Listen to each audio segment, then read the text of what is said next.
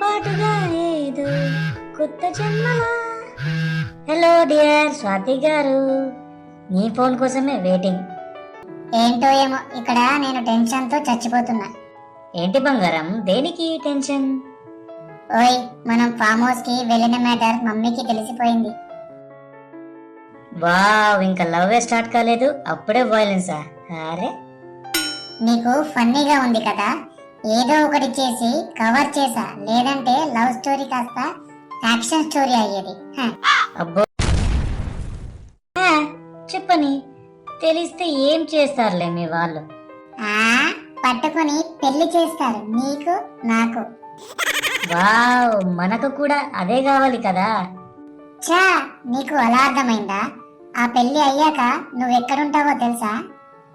ఇంకా ఎక్కడ ఉంటా, మన ఇంట్లో ఉన్న బెడ్రూమ్ లో ఆపిల్ పండు తినుకుంటూ కూర్చుంటా.